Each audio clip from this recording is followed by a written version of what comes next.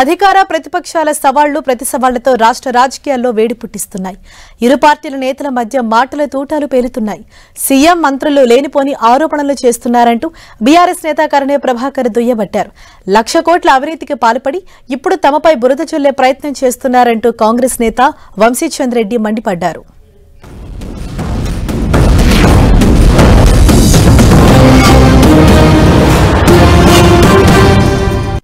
ఈ రాష్ట్ర మంత్రివర్గ సభ్యులు కావచ్చు, రాష్ట్ర ముఖ్యమంత్రి గారు కావచ్చు, వాళ్ళకు తోచిన విధంగా మాట్లాడడం, తలో మాట మాట్లాడడం, ఏది నోటికొస్తే అది మాట్లాడడం. అనేక సందర్భాల్లో ఈ రాష్ట్ర ముఖ్యమంత్రి రేవంత్ రెడ్డి గారు తెలంగాణలో 10 సంవత్సరాలు కేసీఆర్ గారి నాయకత్వంలో జరిగినటువంటి అభివృద్ధిని, జరిగినటువంటి నిర్మాణాలని ఆనవాళ్లు లేకుండా చేస్తామని చెప్పేసి ఏ మాట అయితే చెప్పిండో, దాంట్లో భాగంగానే ఇవాళ కాళేశ్వరానికి సంబంధించినటువంటి మేడిగడ్డ ప్రాజెక్టుని నిర్వీర్యం చేసి నీళ్లని లిఫ్ట్ చేసి ఉపయోగంలోకి తీసుకురావాలని మేము అడుగుతా ఉంటే, నీళ్లని వృధాగా సముద్రం పాలు చేస్తా అంటున్నటువంటి నీవి సెన్స్ లేని మాటల, మావి సెన్స్ లేని మాటలు ఇవాళ ప్రజలకు తెలుసు.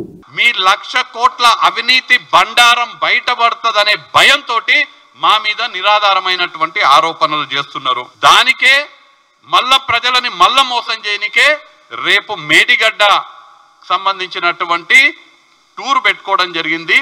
టిఆర్ఎస్ దొంగలు రాష్ట్రాన్ని దోచుకొని 7-8 లక్షల కోట్ల అప్పు భారం తెలంగాణ ప్రజలపైన మోపినటువంటి టిఆర్ఎస్ దొంగలు రేపు మేడిగడ్డకు పోయి మేము దొంగలం కాదు అని ప్రూవ్ చేసుకునే ప్రయత్నం చేస్తున్నారు. మేడిగడ్డ బండారం ఖచ్చితంగా బయటపడుతుంది. తెలంగాణ ప్రజలు మీ అవినీతిని గమనిస్తున్నారు. పాలమూరుని ఎట్లా బండబెట్టినరు, పాలమూరులో మీరు చెప్తున్నది ఏంది, పాలమూరు ఎత్తిపోతల పథకంలో అసలు అక్కడ ఉన్నటువంటి వాస్తవం ఏంది, మీరు పాలమూరులో ఎన్ని కోట్ల అవినీతి చేసిండ్రు, మీ అసమర్థత ఏందో బయట పెట్టనికే మేమందరం కూడా రేపు చలో పాలమూరు రంగారెడ్డి ఎత్తిపోతల పథకం కార్యక్రమాన్ని రేపు తీసుకోబోతున్నాము.